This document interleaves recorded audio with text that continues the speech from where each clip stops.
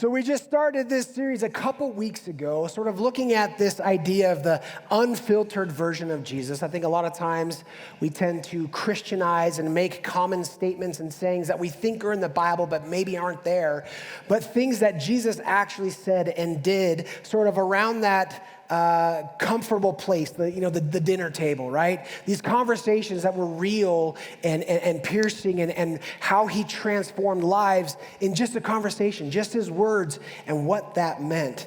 And so this is kind of where we're going to be focusing on. Pastor Roy kicked this off a couple weeks ago, and the next couple weeks we'll be hanging out here, learning about what Jesus did and said, sort of the real, raw, life-changing moments with Jesus. And so today we're looking at someone who is small in stature, and but yet incredible, massive life change happens only by one moment, one encounter, one afternoon with Jesus. Check this out. Jesus, entered Jericho and was passing through, and there was a man named Zacchaeus. He was a chief tax collector and was rich, and he was seeking to see who Jesus was, but on account of the crowd, he could not because he was small in stature. So he ran on ahead and climbed up into a sycamore tree to see him, for he was about to pass that way. And when Jesus came to the place, he looked up and he said to him, "Zacchaeus, hurry and come down, for I must stay at your house today." So he hurried and came down and received him joyfully. And when they saw it, they all grumbled, "He has gone to be the guest of a man who is a sinner." Now, if you spent any time growing up in church as a kid, you know the song, right? The minute you hear the word Zacchaeus, there's a song that goes with it. And if you didn't grow up in church, you're like, what is about to happen in here?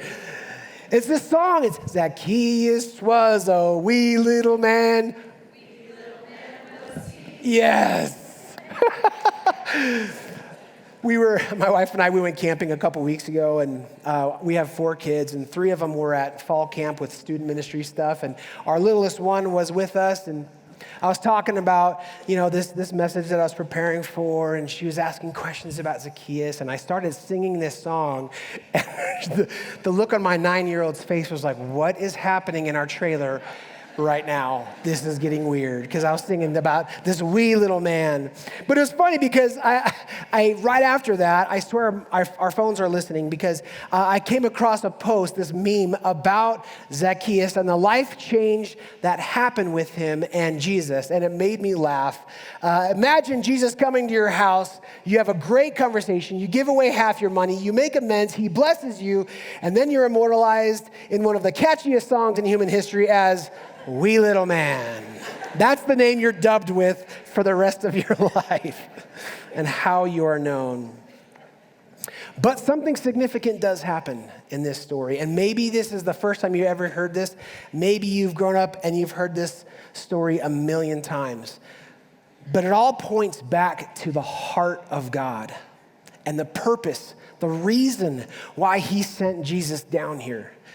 And it's one of those stories that's easy to read and gloss over and keep going, but when you break it down and look at it, what God is doing in this moment is sort of the pinnacle, the crux, the icon of everything that God is and what he is for us. And so I want to spend a few minutes today looking at this passage because it is so, so important because of what happens in Zacchaeus' life.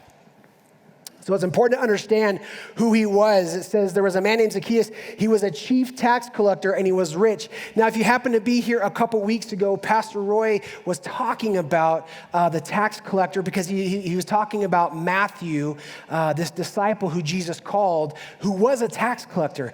These were hated and despised people. The locals considered them to be like traitors because they were Jews, local Israelites, who were working for the enemy, the Roman government.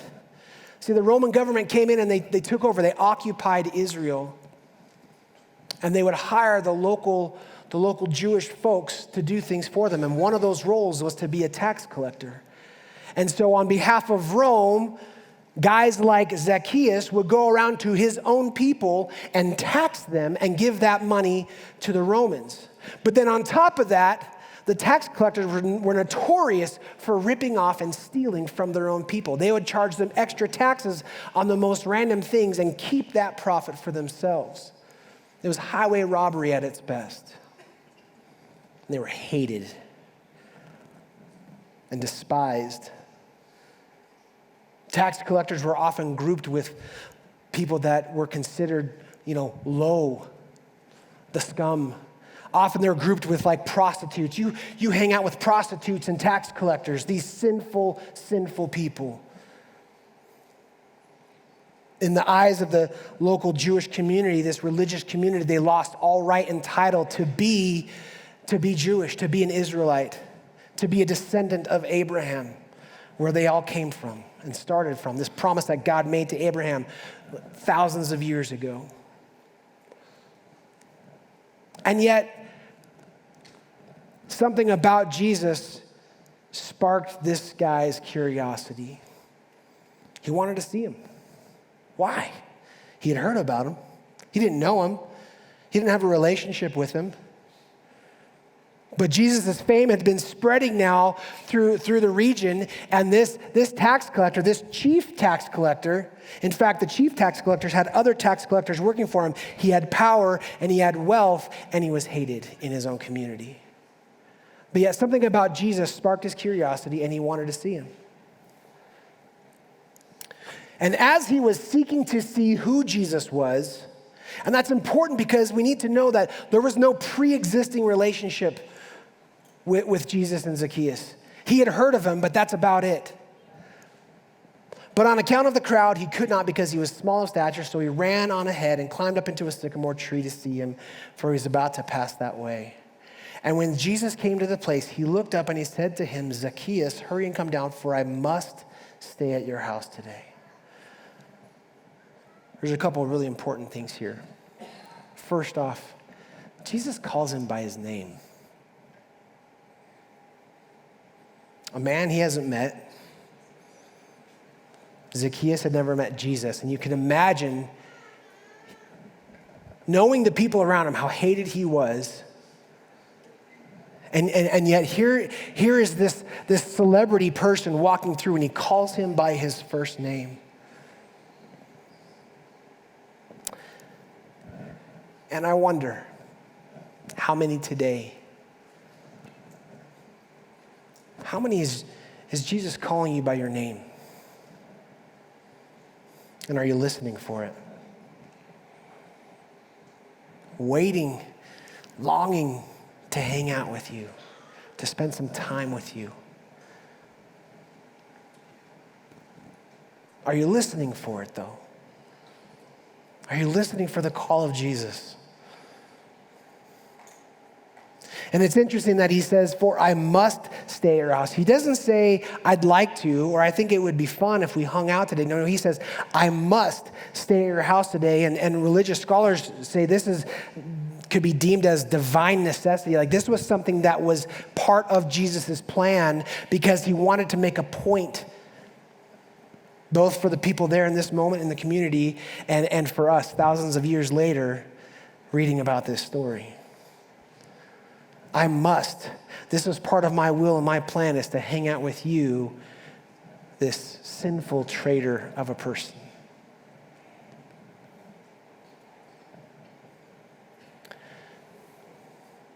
It was divine necessity. And while whether Zacchaeus knew it or not, Jesus intended on meeting with him to put on display the heart of God. He has these very strategic moments in these sort of unfiltered settings where he says, this is it. This is everything right here. Are you watching? Are you listening? Are you seeing what's happening? Here's the whole purpose of why I'm here. And we can learn a few things about this encounter that Jesus has with Zacchaeus. And the first one is this. Just in the way that Jesus greets him, this sinful traitor, is that Jesus is happy, he's excited, he's eager to meet with sinners. Just pause for a second and process this. You have this God, this holy, perfect God,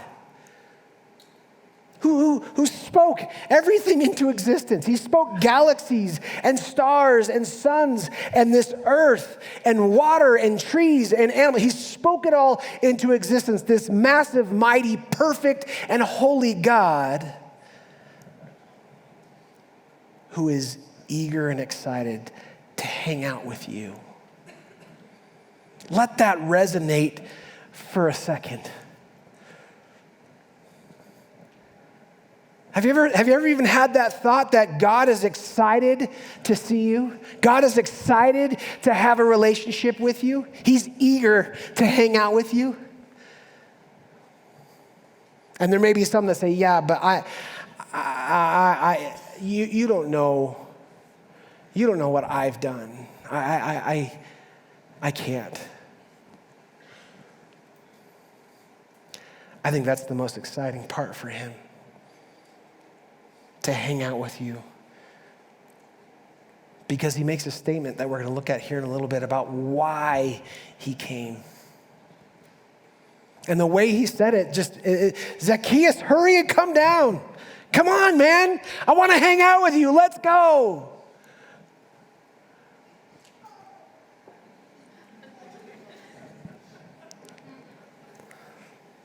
He sees you the same way. He's eager and excited. He wants to spend time with you. And it's interesting, here in this moment, right, we have this moment where God's heart is on display because here God is calling, right? Jesus, God in the flesh, is calling this man, this sinful traitor of a man, to hang out with him on display. And the crowd goes, oh, isn't that amazing? No. They were upset. When they saw it, they all grumbled. He's gone to be the guest of a man who's a sinner. What's he doing hanging out with that person? I wonder what side of that conversation we'd be on if that were taking place today. Would you be grumbling? I'll be honest, I'd probably be on the side that was grumbling. Like, what? That's not fair. I'm a good person. I have a relationship with God. Why isn't he going to come over to my house and hang out?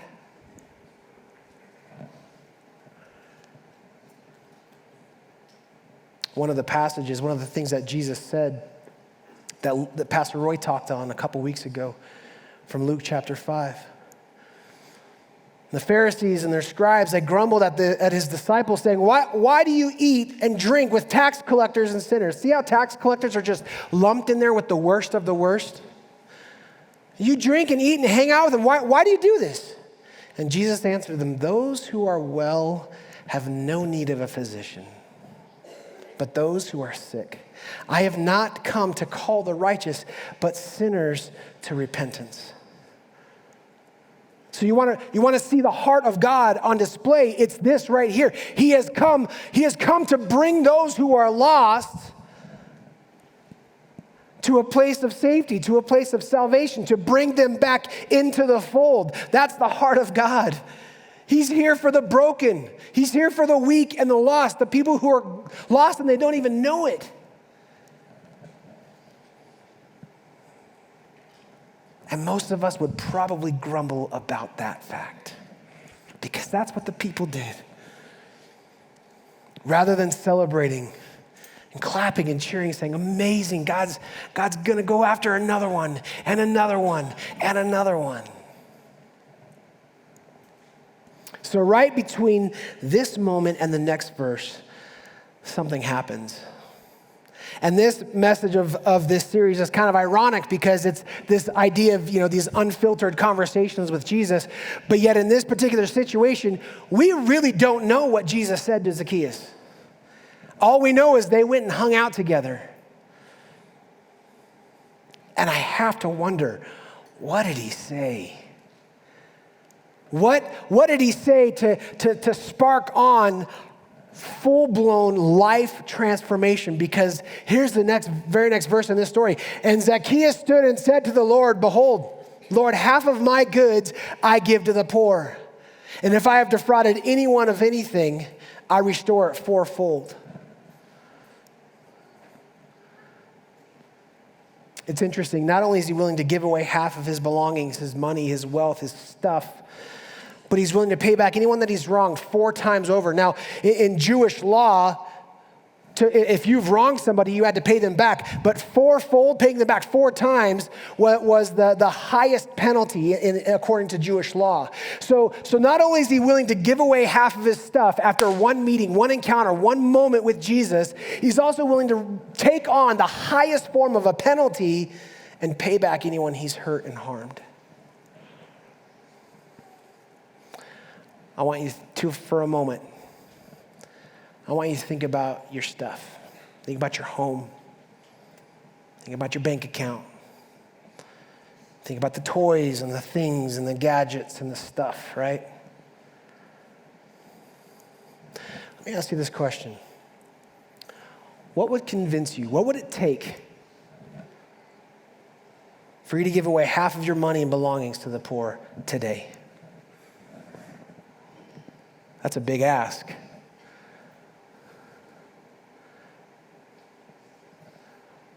But that's what Zacchaeus was willing to do. He's like, one moment, one encounter with Jesus, and something happened.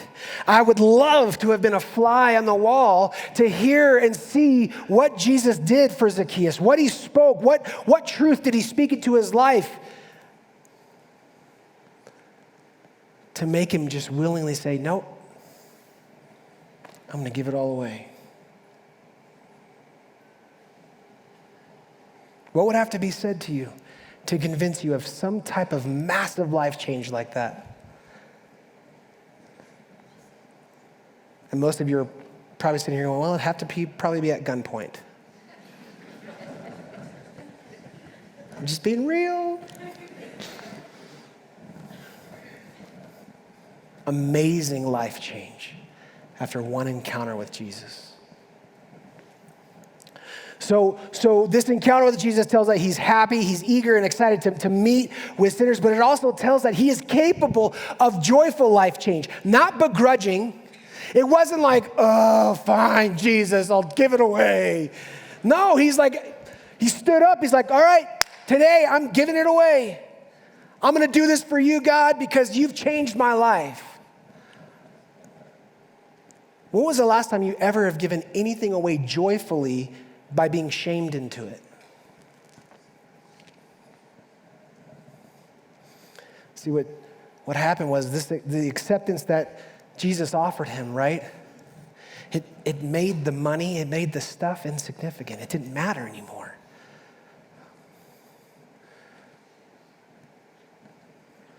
The only thing that mattered was Jesus. And this moment that he had with them transformed something. And then Jesus makes a declaration over the life of Zacchaeus. He says, today salvation has come to this house. And make no mistake, it's not because he's given money away. It's because there's been a heart change.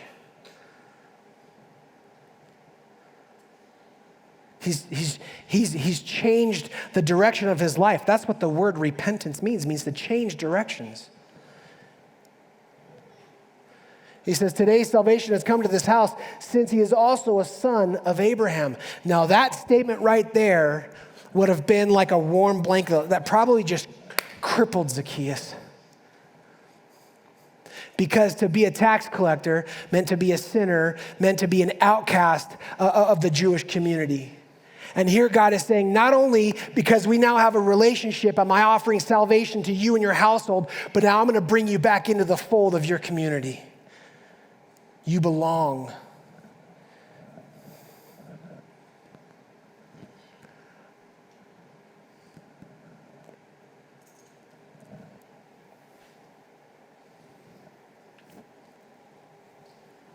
He's happy, he's eager, he's excited to meet with sinners. He's capable of joyful life change because he came to seek and save the lost. His purpose is to offer salvation and restoration. He wants to make you whole, complete. And your money, your stuff becomes so insignificant when you're able to process the magnitude of what Jesus wants to do in your life.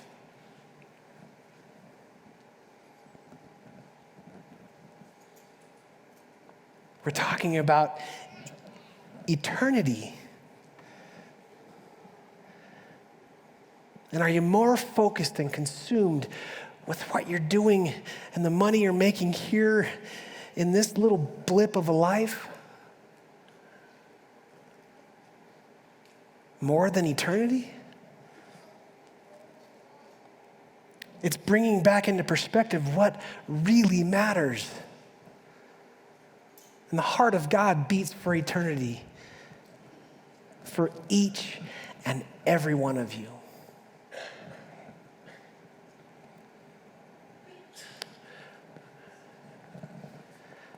I was telling some folks I struggled putting this message together because it almost felt too simple. It's too simplistic. It needs to be deeper and heavier, but I kind of felt God saying, no, it doesn't. This is it. This is all that matters. Paul wrote this. But God, being rich in mercy, because of the great love which he loved us, even when we were dead in our trespasses, even when we were a traitor and a tax collector and a sinner and a liar and an adulterer and a thief and fill in the blank, whatever we've done, when we were dead in those moments, he loved us. He wanted to hang out with us, and he wanted to call us by name. He made us alive together with Christ. By grace, you have been saved. One interaction. Zacchaeus had one interaction, and here's what it led to. It led to conviction, but not condemnation. It led to salvation by grace and not shame, and it led to full restoration without guilt.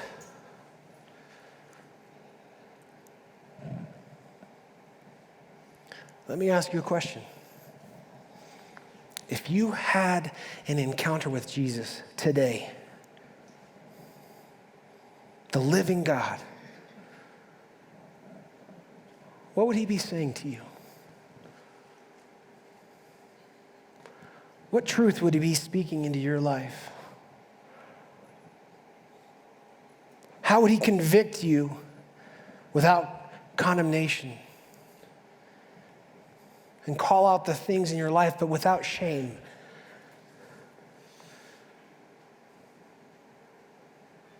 You know, I was thinking about this, and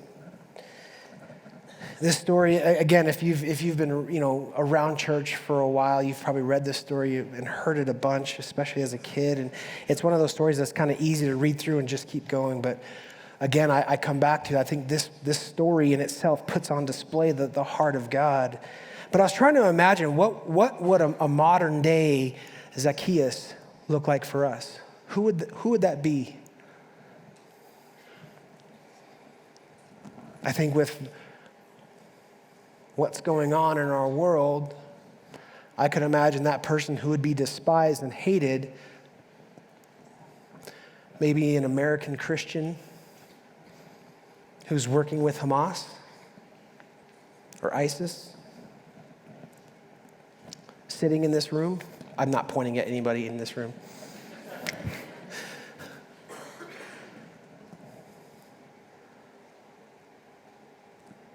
Now, we're all in church and we're all here to love everybody, but I guarantee that person would be scorned and hated if everyone here knew what he or she was doing, right?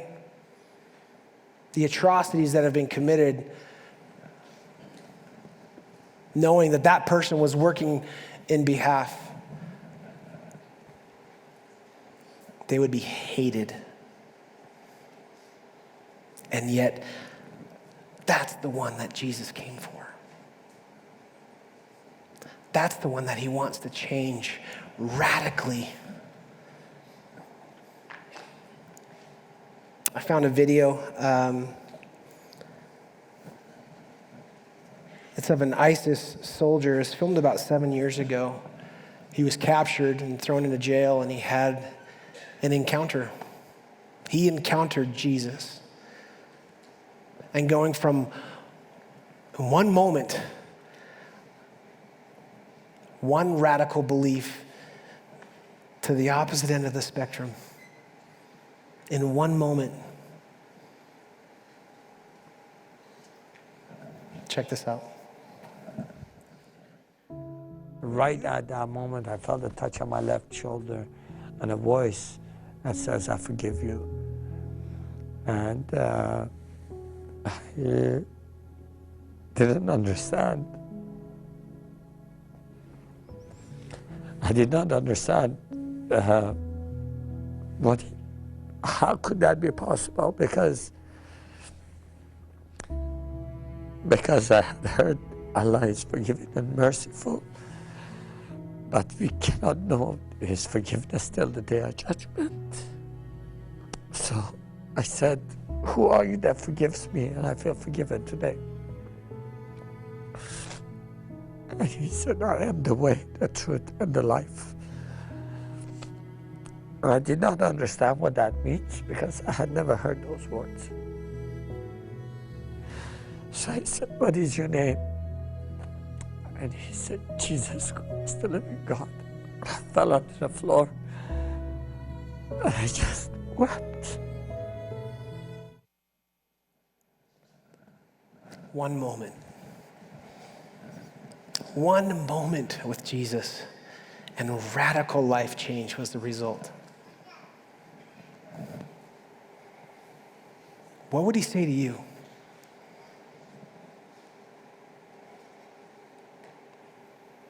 You are loved. I love you more than you can even begin to imagine. Your life has value. You are worthy.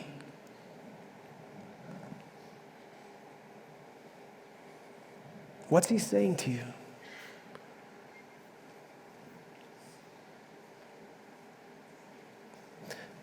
Understanding this, that the heart of God,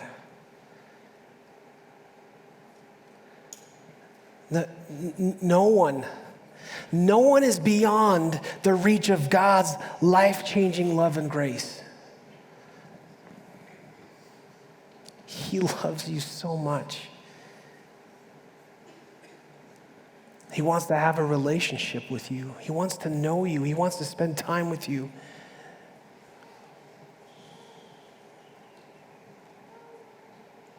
He wants to have an encounter with you to alter the course of your life for eternity.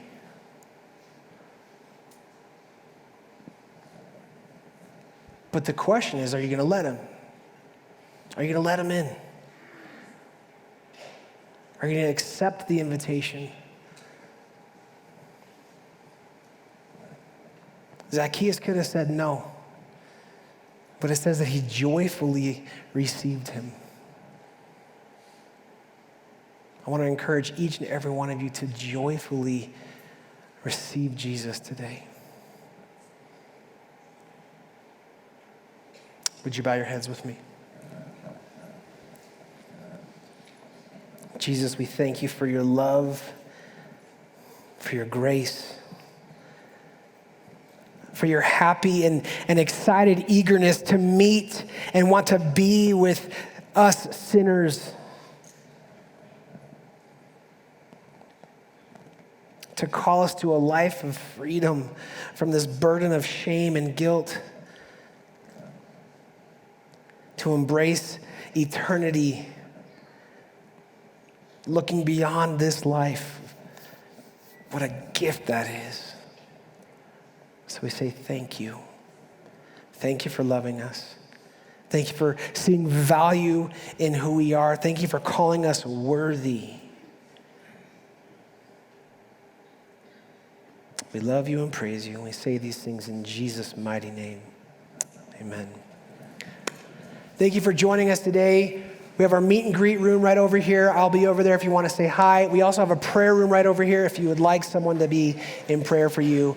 We'll see you next time. Thank you.